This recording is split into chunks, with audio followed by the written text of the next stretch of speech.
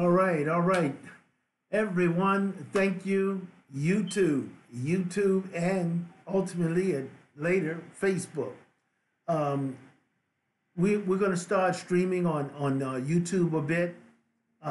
So you guys, until we build that audience and that presence over here, we're going to ask everyone who gets this video to please do what do you do? You you subscribe. That's what you do over here. You subscribe and you ring that bell so you'll get notified when we go live. And today we're going to try a little something different today. So we're going to start out as always though, where we want to talk about what's happening, what's going on financially. And one of the things we want to really concentrate on today is to let everyone know and make this a conversation. Numbers above. You can call me. We're live on the air right now. So it's about the economy.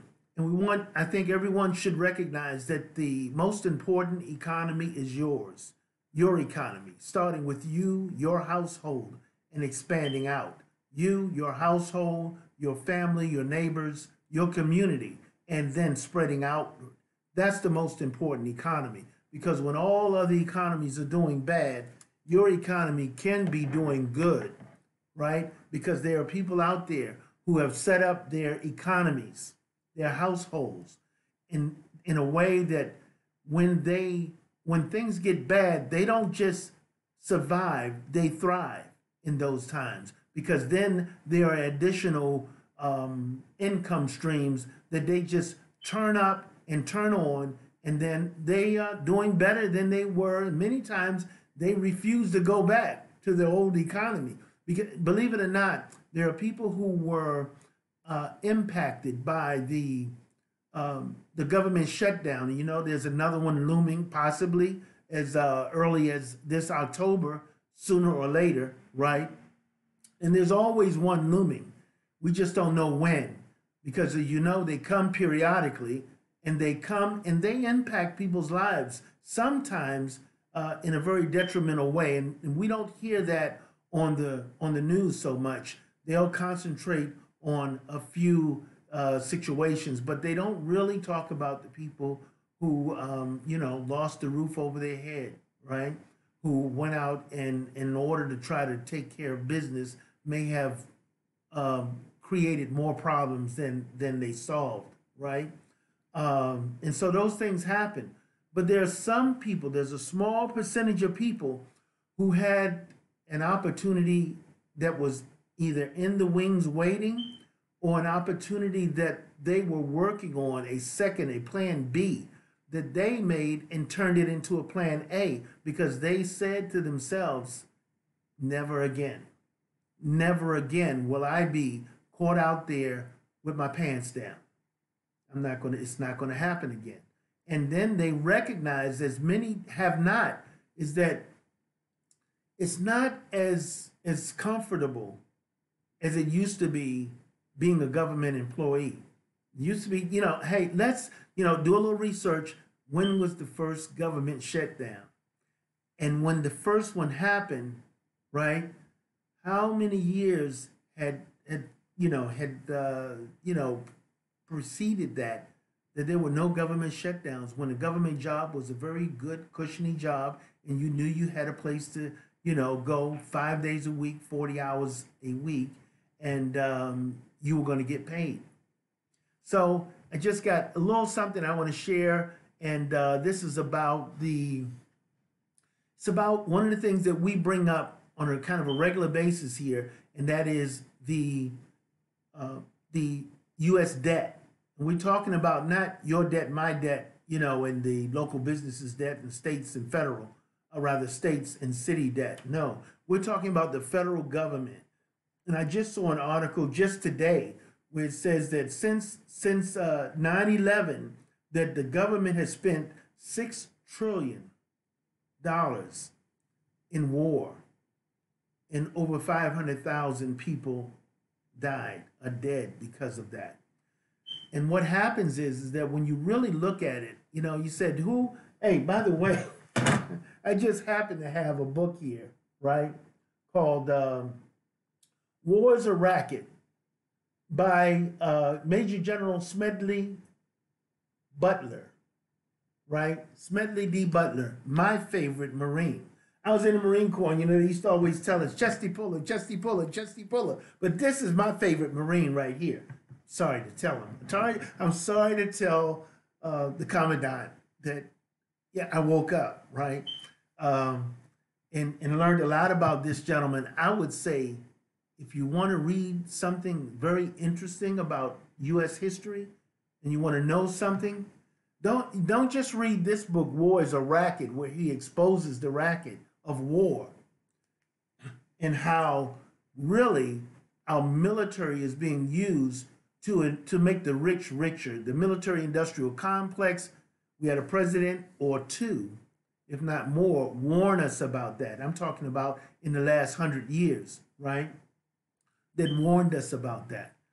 And in fact, probably could say, I think the first one that in what we might call recent history was 19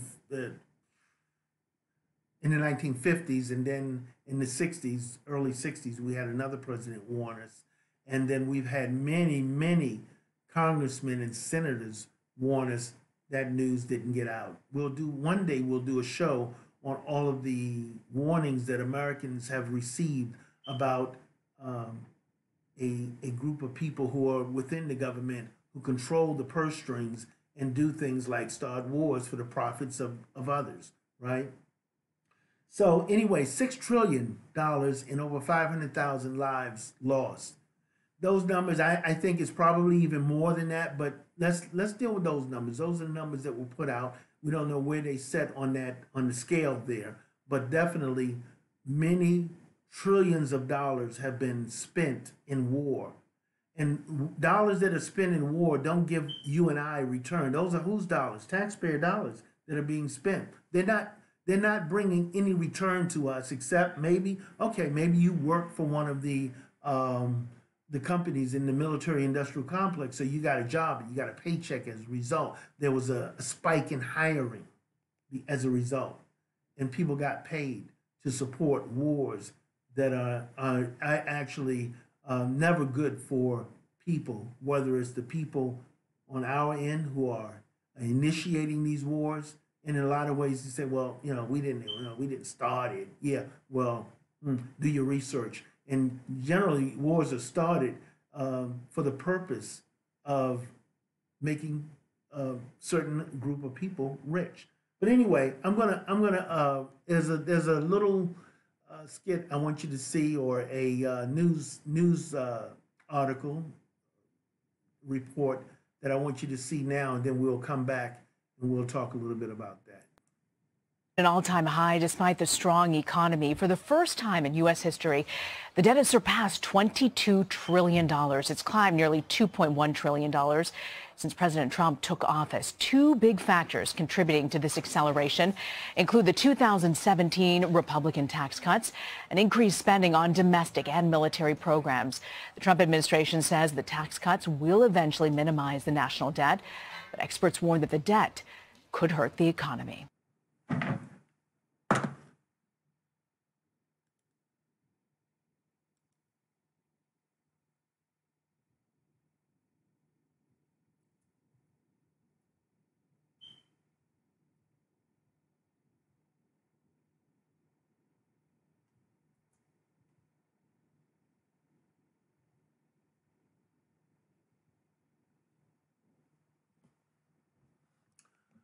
Oh, okay. So anyway, just a short report, couple of minutes on what's happening in our situation with wars. 2022, rather, that was more talking about the 22 trillion.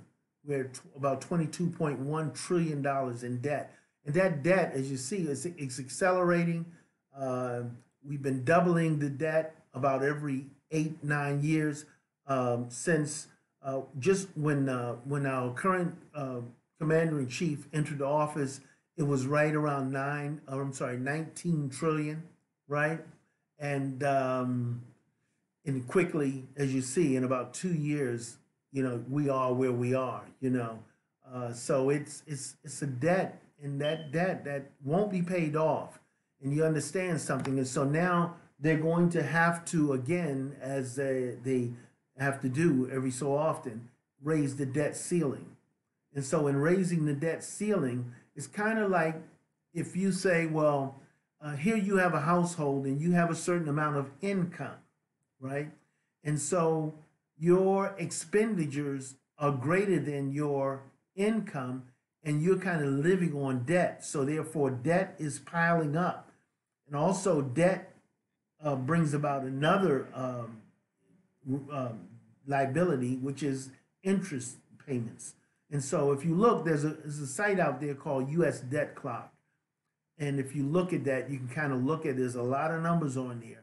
And so periodically you can look at it and kind of study it. But definitely look at the debt, the interest payments on that debt. And then you can look at several other things, state debt, what is, for entitlements and things like that, unfunded debt or entitlements or expenditures that are going out, and you'll see how the debt is growing. And honestly, it's not going to stop. And so what happens is it's an inescapable conclusion. What ends up happening is that the debt grows to a point, like with you or I. It's no different, really. It's a country, yeah, and they have an army. They can go out and take stuff, right? Hey, recently, I don't know if you heard the news.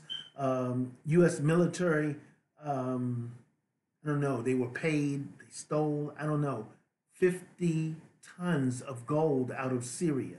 Okay, now that gold belonged to who? Who did the gold belong to? I mean, believe me, gold was taken out of Syria. Gold was taken out of Libya. Gold was taken out of Iraq, and gold is just always one of the aims. If you look at World War II and what was Hitler doing, at one point he was chasing gold, and taking it, right? Do your research, taking it, and then there are people who will say, well, gold only has value because people give it that, right? I tell them you're mistaken. You must be referring to those greenbacks, that paper money, that fiat that's in your pocket that you call money. It's actually just currency, and because it's a money substitute, and a poor one at that, because it's been separated from the asset that was backing it over 35 years ago, 40 years ago, right? So one of the things that one of the things you have to recognize is that gold is money. And you're going to hear this again and again. And those of you who are regular viewers of our program will hear myself and my co-host on the regular edition of the GoldBricks Show and our guests. We're constantly reminding the people that gold is money. It really is. And for those of you who haven't, here I go, reaching in my pocket, right? But for those of you who don't know that, there's an important lesson for you in the fact that you need to learn. You must know that this is where it goes to. And there's no confusion about it. And that is a 5 gram, 4 nines, pure gold, right? Gold bullion right there. Certificate of authenticity, right? You see it has the name of our company that I'm an affiliate of, Karatbars International, stamped in the back of the gold. That's actually in the gold, right? You don't just get that. You can't request that. That happens because you have some authority in the fact that Karatbars International is the largest provider of small increment gold, 5 grams and under, in the world, okay? But not only that, Karatbars International, and I didn't mean to go into this part so early in the program, but I will demonstrate or kind of give you a sampling of some of the things we talk about. That's real money. That's real money, and that paper in your pocket is not. But let me move on. One of the other things we want to really make clear to people is that the system that we're presently living in, what does it do? You know, it's a tax system. You get taxed. If you're a W-2 worker, you're paying between 30 to 50% of your earnings in tax. Much of that before you even get your check or your deposit, your direct deposit to your account. So when you look at it, you're getting hit with not just taxes pre-distribution of your salary, but you're getting taxed all the way along the line. Whenever a dollar moves, it gets taxed. You know, you're paying your gas, your water, electric, paying for groceries, gas, all of that stuff is taxed. Everything is taxed. So by the time you get through, you have paid between 30 to 50% of your earnings in tax. And you wonder, how come you can't seem to get ahead, build any wealth? No one ever worked their way to riches. Understand that a W-2 job has not been made to make you rich. But I want to share a interview with Alan Greenspan, former chairman of the Federal Reserve. Understand something: the Federal Reserve, nice name, right? But it's not federal. It's not federal. It's a group of private banks. Central banking system now spans the globe, controls either directly or indirectly all currencies on the planet. Directly or indirectly, it controls every currency on the planet, and therefore it controls the economies of every country in the world. Think about that for a minute. If you're never given that thought and you're never understood, you know, when you look at your dollar and it says, what does it say? Federal Reserve note. Federal Reserve note. You notice, those of you used to see me, I'll talk about it later, why I don't have $100 bill in my pocket anymore. I use a one. It's also easier to see. Federal Reserve note. And what is a note? A note is debt. Exactly, right? But here's a little take by Alan Greenspan. Check it out. And by the way, if you have comments, questions, or you just like to give us a call and congratulate us on streaming on YouTube instead of Facebook. And we're trying to do every platform out there because we want to get the message out. Don't hesitate. The number above is where you can reach us live right now. I want to get back to the arch question in America, which is our debt and our deficit. It is extraordinary the debt growth we've seen within the legislative process and the tax cuts. Would you have passed that historic tax legislation? Well, strangely enough, the tax legislation was not bad in and of itself. In other words, moving the corporate marginal rates down was very important, as Ireland demonstrated back in 1998. Does it skew to a new Gilded Age? No, the trouble, unfortunately, is it's unfunded. In other words, what they did, where they cut, and the regulatory structure which they changed has been quite positive. But they have not attacked the issue of entitlements, which Well, you did this, though. You did this 30 years ago, 40 years ago. Is that the immediate task, that we must revisit Social Security legislation before the 13 years are over, where that becomes a real problem? We're long overdue on that issue. One of the reasons, as I recall, that Pete and I would discuss many things, but we never spent as much time on as I think we should have. And largely, that he set up this special fund, which is basically the purpose of that was to confront the issue of deficits. And what he's running into, and what everybody's running into, is that cutting Social Security or Medicare or anything is I would say the most inconceivably, I'm trying to find an appropriate word, which would describe how important this is. You cannot cut benefits now. It's the third rail of American politics. I want to get this in. I think it's so important. What does the Republican Party need to do to get back to conservative debt policy? Go reread Ronald Reagan, but make a major amendment to it, which is basically do spending cuts first before you try to do tax cuts. Well, we'll leave it there. Alan Greenspan, thank you so much. Okay, so you got a whiff of what's going on there.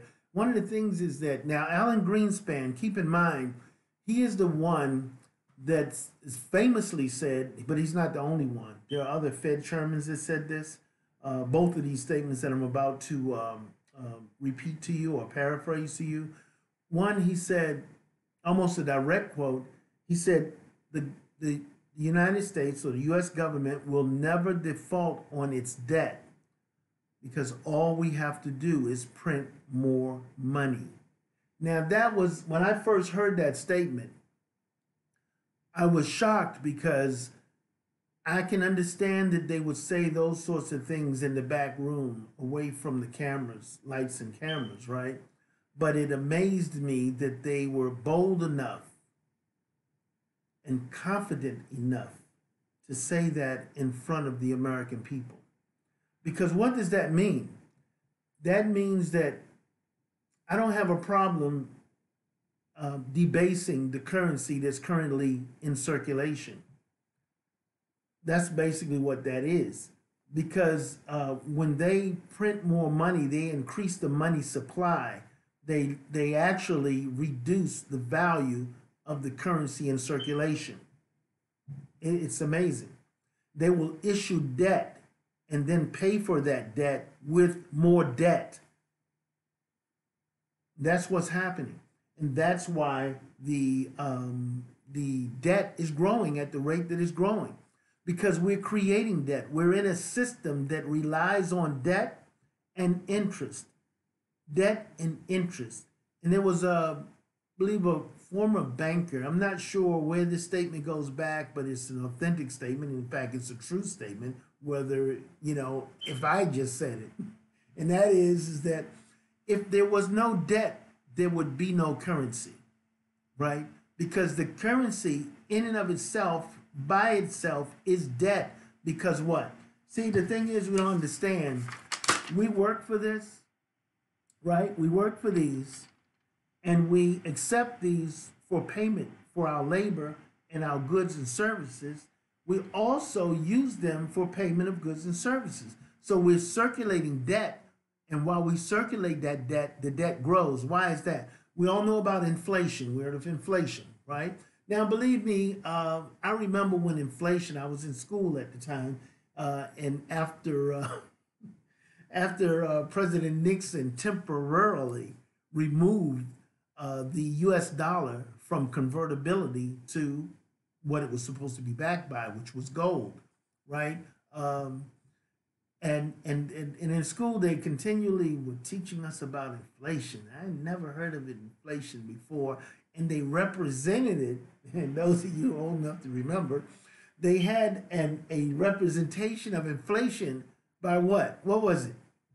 Anybody out there? I tell you what, man, I love to give away gold, but I don't think there's enough of you out there right now to answer that question. But I tell you what, I'm gonna, anyone who can call in and give an example. I'm gonna tell you what they represented it by, but I'd like to hear someone else out there tell me what they recall, and share a story, share information, add your voice to the conversation, as they say. That they represented inflation as a pig. As a pig. And a pig had, you call someone a pig, that means they were greedy or they were fat or they were sloppy. It was not pretty to be, represented as a pig. So, oh man, he or she is a pig. All right. So yeah, they represented it with a pig. So that is that's one of the big problems is inflation. So inflation, which last year was around 3%, and you know, some people, you probably got a raise last year. And honestly, I'd like to hear some of your stories about getting a raise. What was your raise? Did it outpace the inflation, right?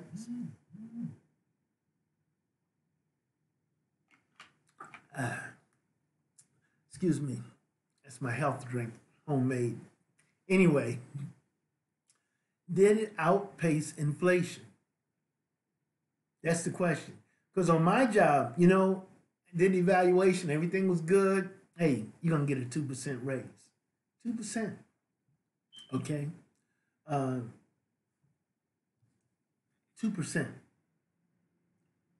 There's 2 cents on every dollar you make your salary, you get 2 cents more for every dollar. Inflation took away 3%. So inflation took 3 cents out of every dollar that you earn, right?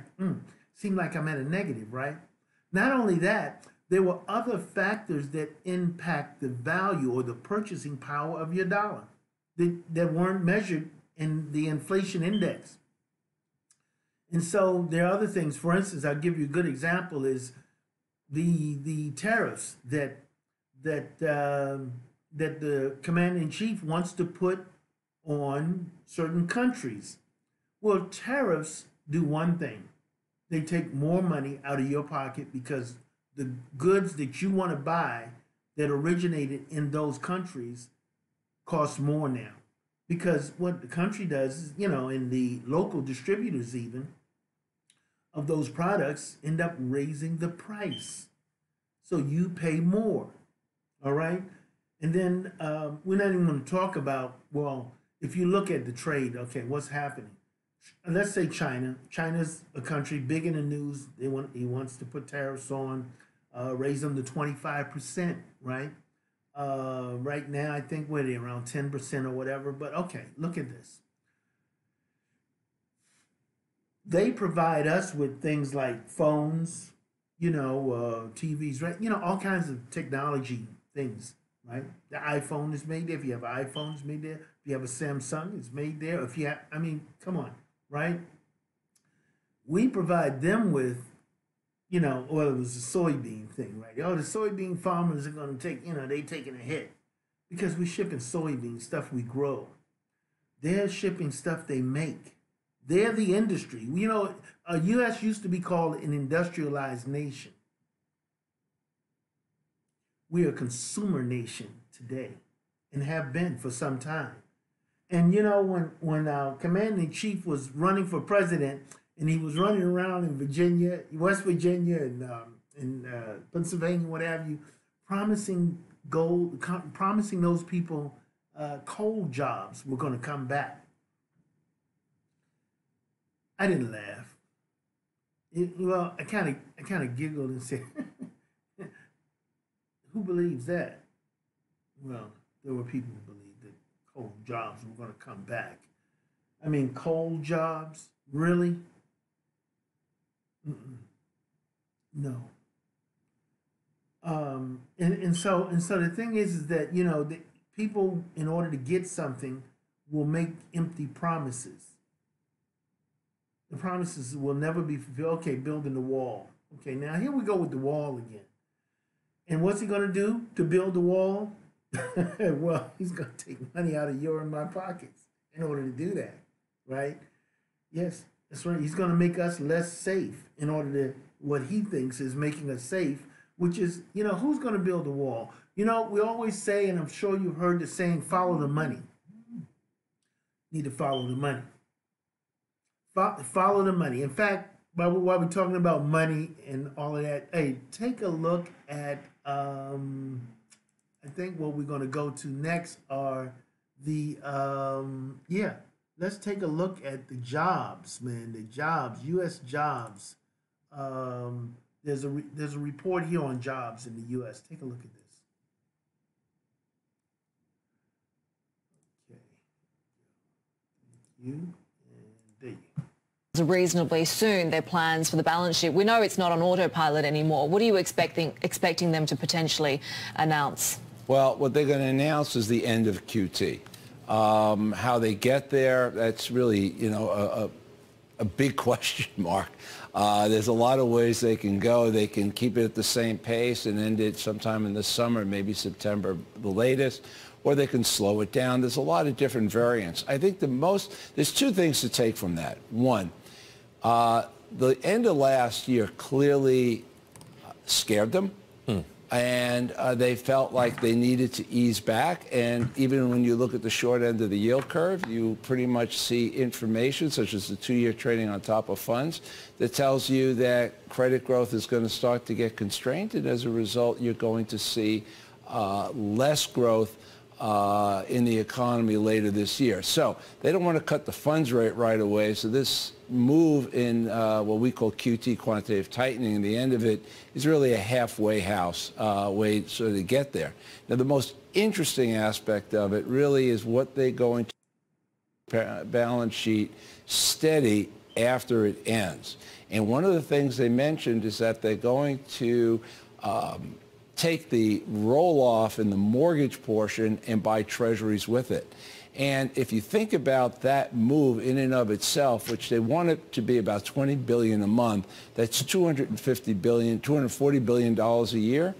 That's backdoor QE, because that's a new buyer of treasuries in the market. So it's very different than the alleviation of pressure on the markets to buy what the Fed's not going to buy. They come in, they buy another $240 billion. You're talking about buying about 25% of the budget deficit. So this is an ease that's coming, and I think the Fed kind of hopes that this is enough to right the market, to get a little steepness into the curve, and have the economy back on its feet, really accelerating in the second half of the year. All right, that's a phrase that's going to stick with me, backdoor QE, Steve. Looking ahead, you are forecasting a 25 basis point cut in Q3. Walk me through that, because basically, if we're talking about the balance sheet on one side and then this cut happens, we're talking about some real stimulus here then. Absolutely. Well, first of all, we're not projecting. Our probability bias is that's going to occur. We're not yet saying it is going to occur. Look, the economy's slowing down. The momentum's slowing down. There's no guarantee once the economy or any momentum slows that it's just going to stop in that 1.5–2% range, which is what they would like to see. You have a very slow economy in China. You have all the overseas risks that have been mentioned. And we really haven't yet seen the negative impact, which really started at the end of the fourth quarter in terms of what the asset markets are signaling, specifically the inversion of the Treasury curve out to 5 years. So our thought is that if they continue to see sluggish growth coming out of the second quarter going into the third quarter, they're going to take put another chip on the table, so to speak, and do that extra 25 basis points. Because in truth, the Fed really does not, nor can they really afford to see a recession start. Because if it does, by their own research, they'll be back at a zero funds rate and they'll be doing full-fledged QE in a heartbeat. They're a lot closer to zero than 2.5% funds rate suggests. Okay, all right. So now, interestingly enough, is that, you know, one of the things they mentioned there was the backdoor QE, right? Interesting terminology. Quantitative easing is when they print more money, they increase the money supply. And so one of the solutions that the government and its economists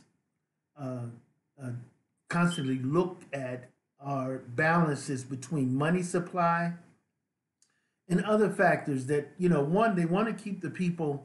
They don't want staples to shoot sky high. For instance, they don't want gas to go up to $10, $12 a gallon, or bread to go up to, you know, $8 a loaf for those of you who are buying regular bread, or $12 to $15 a loaf for those of you who buy the, you know, other brands of bread that are, you know, more healthy and more costly. Isn't that something? It costs more to eat healthy. Right, like I said, I'm trying to make my own health drink here. A little turmeric and some ginger and little raw honey And what else did I put in? Oh, don't forget the apple cider vinegar, organic apple cider vinegar with mother. And so I'm experimenting. I buy that drink. I said, I can make this myself instead of paying $3 for a 16-ounce bottle. I have a Vitamix. I spent money. Let me make it. One of the things we have to do is understand where are we putting our money. But back to the point of quantitative easing, increasing money supply, tariffs, and all of those things that take money out of your pocket. Jobs. The jobs that last month, February, 20,000 jobs were created according to the numbers, which is way below the 180,000 they expected, right? Why was that? You know, I always know they're playing, the job numbers are always not what they are, you know, are put out there. You know, they're not the real job numbers. For instance, they said that unemployment is around 3.8%, something like that. Well, it depends on what neighborhood you come from, what part of the country you come from, right? There are a number of different things. So they're looking at across the board there. And honestly, even the way they come to those numbers is not an accurate indication of what unemployed, the Americans who want and are seeking work versus those who are working, right? And then you have people who are underemployed. You don't count those, the underemployed, and then you don't count the ones who are kind of overemployed. They're working 2, 3 jobs, right? Trying to make a salary that one job would have paid them just 2 decades ago, right? So that's one of the problems you have, and that is that people, and then a lot of times, and you know this if you have a job, a lot of new jobs have been folded into a single job. So a lot of jobs that used to be, say, 1 job, now they're 3 because they've actually taken on more in order to reduce operating costs. And look at, okay, now they want to legislate the minimum wage, $15 an hour, right? Well, every job out there that doesn't provide the value of, say, $20 to $30, depends on where the job is, what type of job it is, that sort of thing. There's a cost to the employer above what he's paying the employee. What he or she is paying the employee, which might be, let's say, $10 an hour, that job could cost that employer anywhere between $15 to $25 an hour. It depends on the job. So all jobs are not equal, right? And the best way to increase the value of a person's labor is that they increase their skill and meet the market. You have to meet the market. Where is the market? Where are the jobs? So it's just like anything else. If there are an excess of people who can flip burgers, then burger flipping jobs pay less, right? Because they're in excess. So if there is an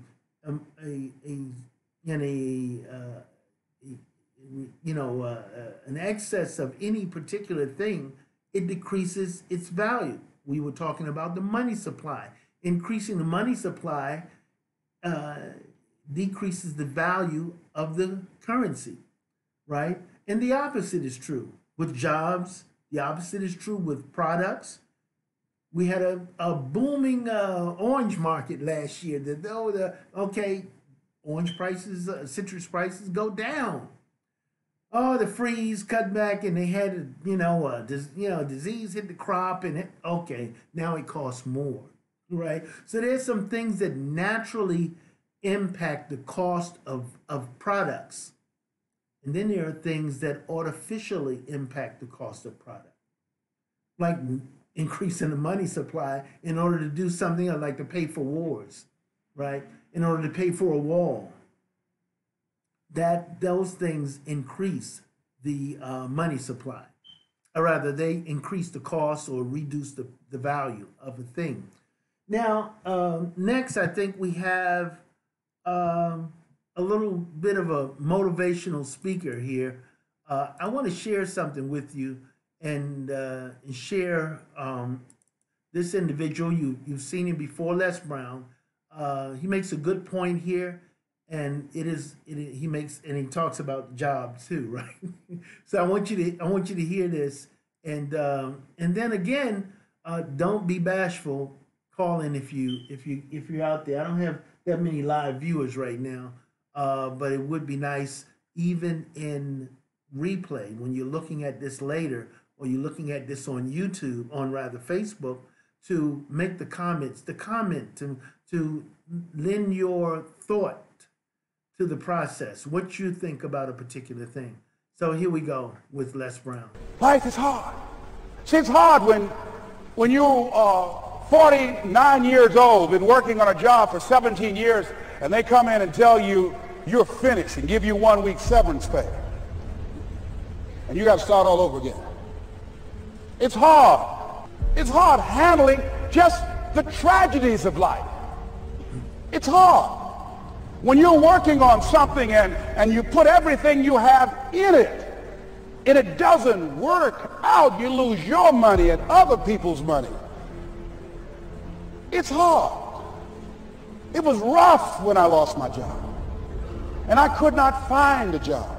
It was humiliating and embarrassing, borrowing money, and then I couldn't pay the money back when I told them I would. That's rough. How people look at you, how they respond to you. It's very hard. It's humiliating. Here's what I discovered that happens to you in life, that you will go through things, and while you're going through them, you can't understand why it's happening to you. But after you go through it and you get back and you look at it and you say, oh, now I understand why I needed that lesson. I couldn't understand it then. But after I got through it, then I saw that that was preparing me for bigger and better things. As you go through the challenges of life and you look at it and embrace whatever comes to you, don't run from it. Step toward it. Don't try and duck it like most people do. See, most people want it easy. See, easy come, easy what? Easy go. See, but when you go at what you're going to deal with and you deal with the difficulties of it, when you handle those hard things close at hand, making those hard decisions right now that you don't want to make, learning those things that you don't like to do, but you know that in order for you to get where you want to go, this is one of the hoops that you have to flip through. And I'm saying to you, whatever you got to do, do it, because if you don't, life is going to whoop you until you surrender and say, okay, all right, I cooperate, okay, I learned, okay. It had to wear me out a long time. So if it's hard, then do it hard. Now, how do you hang in there during the hard, difficult times? Les, you must have faith. You've got to believe in yourself. You've got to believe in your abilities. You've got to believe in your service, your company, your ideas, unquestionably. You've got to have faith, and that faith gives you patience.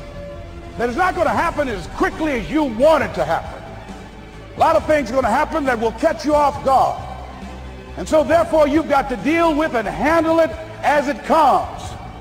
And not only that, but that faith and patience drives you into action. You've got to keep moving and keep plugging away. In the Far East, they have something that's called the Chinese bamboo tree. The Chinese bamboo tree takes 5 years to grow. They have to water and fertilize the ground where it is every day. And it doesn't break through the ground until the 5th year. But once it breaks through the ground, within 5 weeks, it grows 90 feet tall. Now the question is, does it grow 90 feet tall in 5 weeks or 5 years? The answer is obvious. It grows 90 feet tall in 5 years. Because at any time, had that person stopped watering and nurturing and fertilizing that dream, that bamboo tree would have died in the ground. And I can see people coming out talking to a guy out there watering and fertilizing the ground that's not showing anything. Hey, what you doing? You've been out here a long time, man. And the conversation in the neighborhood is, you growing a Chinese bamboo tree, is that right? Yeah, that's right. Well, even Ray Charles and Stevie Wonder can see ain't nothing showing. You know that's how people are going to do you? So how long you been working on this? How long have you been working on your dreams? And you have nothing to show. This is all you got to show. People are going to do that to you. And some people, ladies and gentlemen, they stop. Because they don't see instant results. It doesn't happen quickly. They stop. Oh, no. You got to keep on watering your dream. And when it began to happen, they stopped laughing. They said, look. Whoa, look here. Look how, hey, man, you know, I know you can do it. Look here, you got a job here?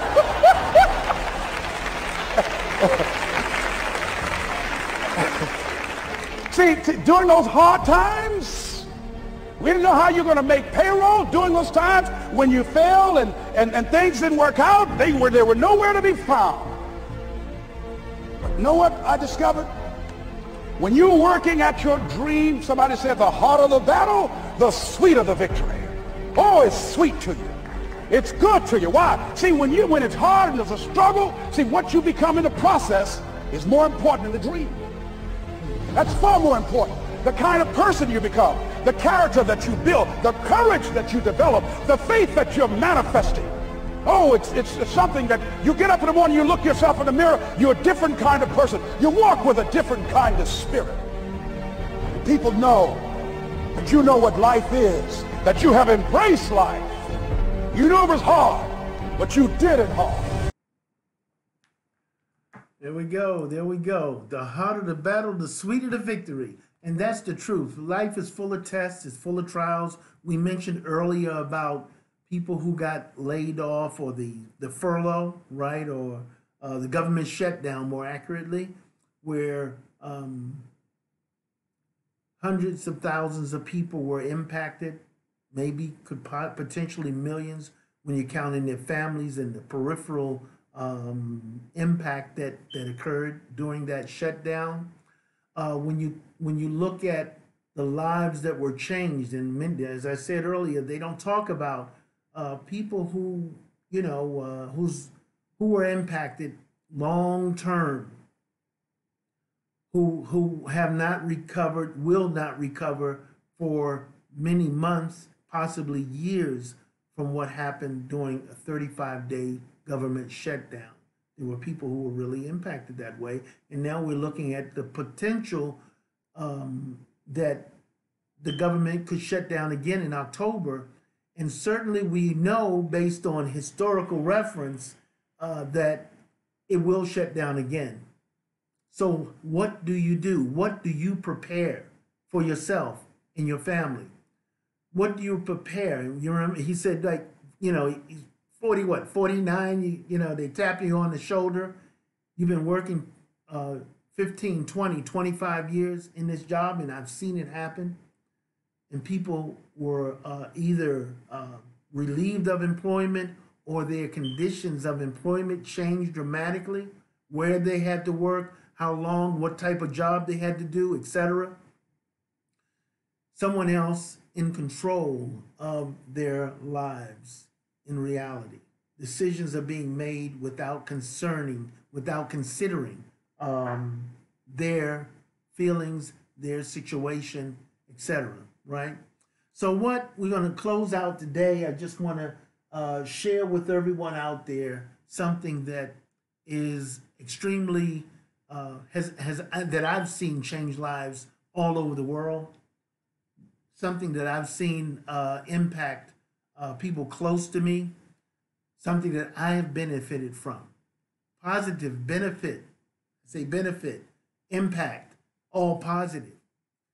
Lives from, and also a change of paradigm shift from changing people from one thought pattern to another.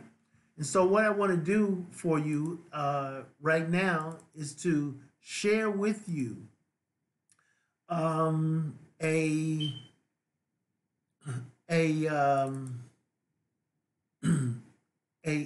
system that I'm involved in, that it is a wealth creating system, a system that builds wealth, a system that is a wealth creator, a system that frees people, gives you control so that you don't have to worry about whether the government shuts down or not. It doesn't happen overnight. This is not that, it's not microwave, it's oven, right? You got to bake it for a minute, right? It takes a minute, but a short minute. But guess what? All the while you're seeing it happen. And you're seeing it not only happen for you, but you're seeing it happen for others. Take a look at this here.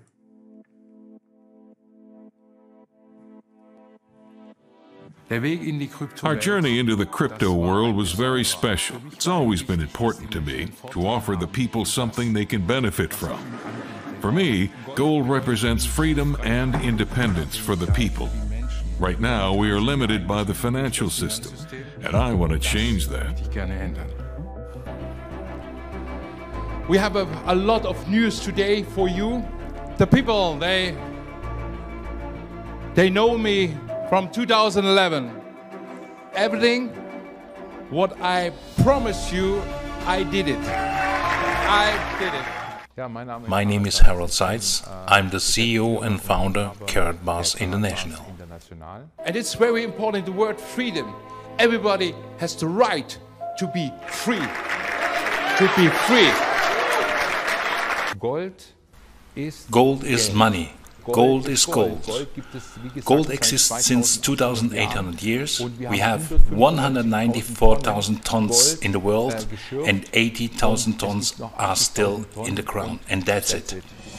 Gold has been through wars, imperial collapses, and natural disasters. Nevertheless, it has always been and will continue to be the universal equivalent. The next step into a golden success story gets started. November 2018, the official Carrot Bit exchange is established. December 2018, the official gold standard holding and the biggest mine in the world with 700 tons deposit of gold in Guinea to be opened.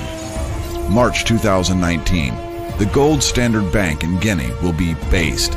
April 2019, Carrot Bar's digital stock exchange where shares of businesses will be kryptonized for trading and blockchain smartphone working on the voice over blockchain protocol.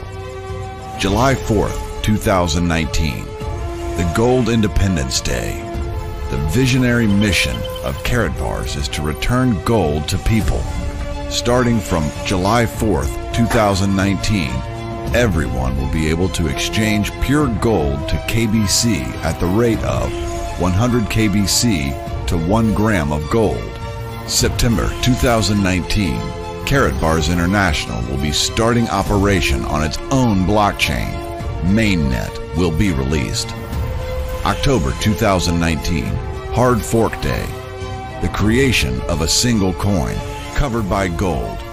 Both coins, KBC and KCB, will be transferred to their own blockchain with their market value protected. A single coin will be created, backed by gold and freely exchangeable for gold. That's our idea. Some are trying gold-backed coins, but that's mostly just contracts. With us, it is actually about the physical gold, a real asset backing our coin. The KB Universe gives you all the services necessary to trade and manage your funds. Carrot Bit offers you a platform to trade your cryptocurrencies for cash gold, US dollars or euros, and vice versa. Carrot Pay gives you the opportunity to do business online and pay products and services with the trust of gold backing it. The KCB coin is our digital currency used for all transactions within the KB universe. Carrot Bit, Carrot Pay, and the KCB will generate revenue with every transaction made. And the profit those services create goes right back into backing the KBC and the development of our ecosystem. People can purchase their gold, and that can be in their e-wallet, which is called CaratPay, and they can pay online using CaratPay, same like PayPal, credit card, or some other stuff. Our ecosystem is designed to offer a solution for the entire world. We have our ATMs all around the globe, where people can change their coins and withdraw cash gold. I believe the Karatbar's ecosystem will be the new leading financial system in the world within the next 10 years. Right now, there's no alternative to the debt caused by fiat currency. Germany owes $2 trillion, the U.S. $20 trillion, and no one can repay that. That's why we are creating a new payment system right now that has a real value. We want to bring back balance to the ecosystem and create more peace in the world. With our all-in-one ecosystem, we offer you more than any other investment today, giving you access to everything, securing your money in real assets, trading online with a gold-backed coin, and an alternative real-world currency with the speed, safety, and versatility of blockchain-based cryptocurrencies. Find out more about the KB universe and see what it can do for you. That's all what Karatbars offer. Now the decision depends on the user. Man's highest values are love, respect, appreciation, and friendship. That's how we should shape our lives. That is what I stand for, work for, and what I fight for.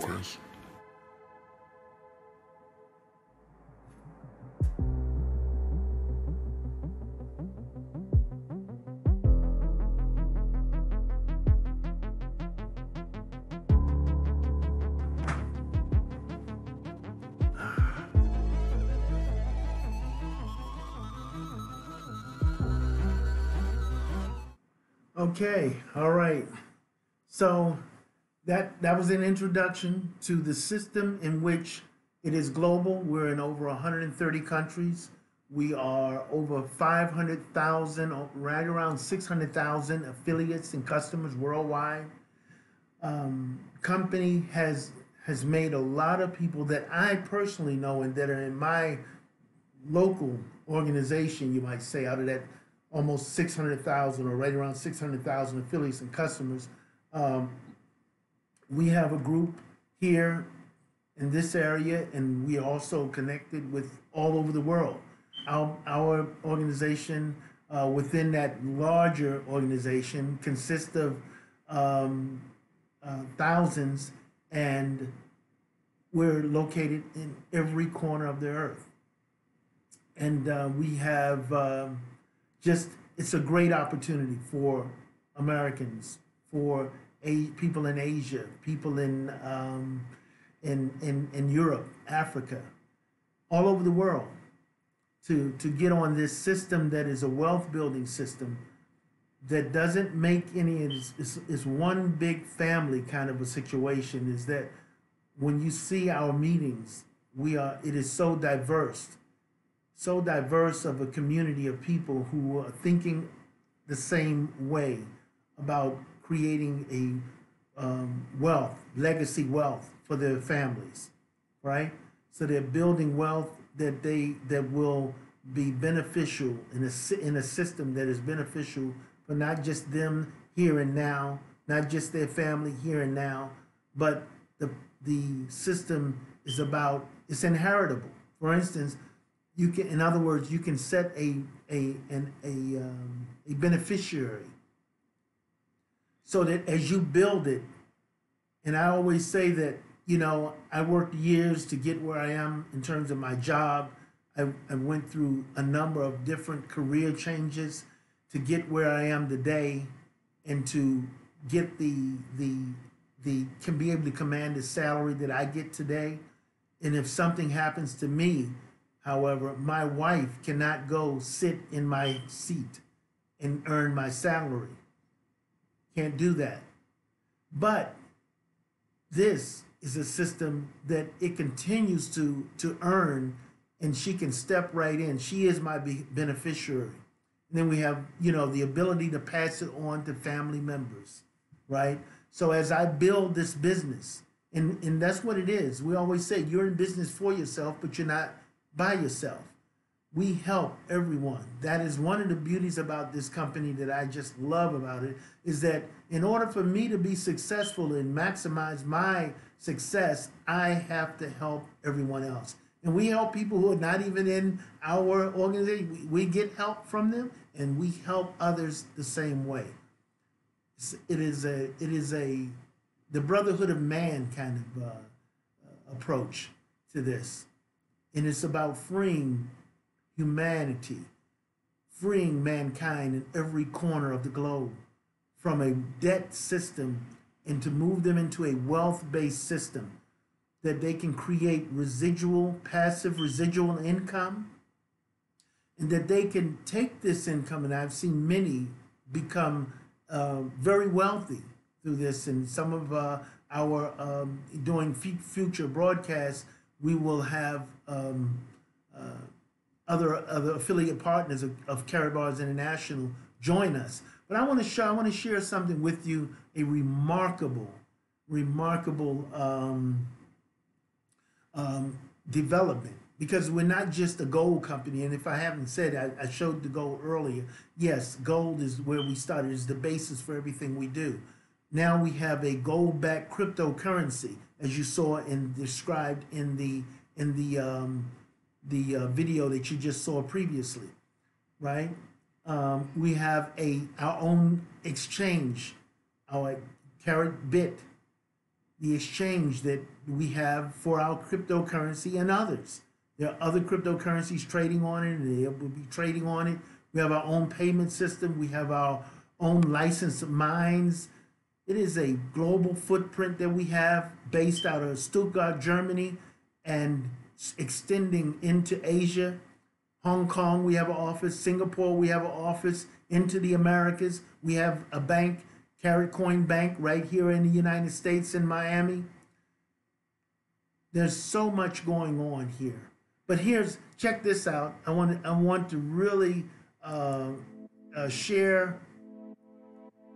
Excuse me. I really want to share this other interesting, revolutionary, you might say, development system that Karatbars International has developed. You know, and Karatbars International is not, we call it the universe, the Karatbars universe.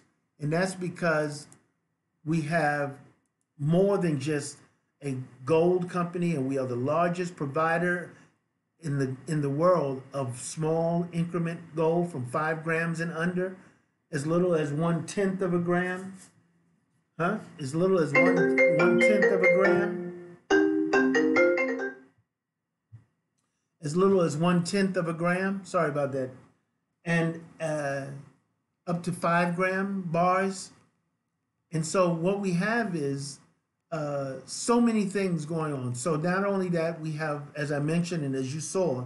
So anyway, here, let me share this with you, and we'll move on. Karatbars International, the world's #1 gold supplier to the public, are making history with the unveiling of the world's first voice-over blockchain smartphone and Karat merchant payment system. This revolutionary device and unique software will bring connectivity, gold, and cryptocurrency to everyone on Earth through blockchain technology. Imagine a decentralized phone with encrypted calls, no roaming fees, a cryptocurrency hardware wallet, cheaper, faster, private, and with its own integrated gold and crypto payment system. History is being created. The future is being revealed. Don't miss out. Click the link below this video to register for more information. All right, sorry, it looked like I cut that just a couple seconds early, but yeah, you'll find more information, as was said, in the link that you find in here. So you can find more information about Karatbars International. You can find other links to our Facebook page that we have, which has a lot of information. Also, the GoldBricks show, we air live every Saturday at 5 p.m. It's so much going on. Sometimes, believe me, Saturdays are so busy. We try to do 5 p.m. every Saturday, or if as close to it as we can. And we probably will do we have a lot of stuff happening, and so we're doing a lot of live. We're trying to do some live, remote live things from there as well. But in the bottom, you're going to find links for more information, links to sign up for your no-cost Karatbars account. If you're interested in cryptocurrency, it's there. If you're interested in just about anything else, it's there. Let me show you a little bit more on our phone, though. We have the world's first, and we do a lot of world's first, but we have the world's first cryptocurrency that is backed by physical gold.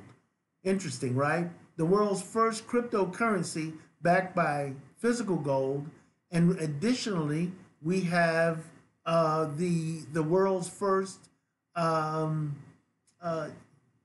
the crypto bank. We do a lot of world's first. Our coin is a world's first. So we have a lot of things going on. And I'll tell you what, I'm looking here now, and I don't think I have the other the other video for you that I wanted to show you a little bit about the phone. So unfortunately, and I don't have it here. It just looks like it's not there for you, but I'll tell you what, I'll have it next time. And also, you can visit, please do visit our other Facebook page and get more information. So I'm gonna leave it for today. I'm gonna thank you all for viewing. Those of you who viewed live, those of you who are going to view later. If you want more information, you can also write us at the GoldBricks Show. The GoldBricks Show. It'll be in the link. All that information will be here at Gmail. The GoldBricks Show at Gmail. Also, we have a phone number. You can text, call, WhatsApp. You can contact us. If you want more information, if you saw anything that you have a question about, you want more information, you want to sign up, the link is there. You want to join us for other meetings that we have that are not on YouTube necessarily, or even on Facebook, but we do Zoom meetings throughout the week, introducing people to what we do. We do a lot of things, so the information is there for you, and I invite you to join us. So thank you again for joining us, and in the words of my co-host, who's not here on the Unleashed session, but he likes to say, and I love it, he says, success is voluntary and you deserve it. And I'm going to tell you, thank you very much, and join us Saturday at 5 or contact us through the information. Thank you very much, everyone, and I appreciate your viewing.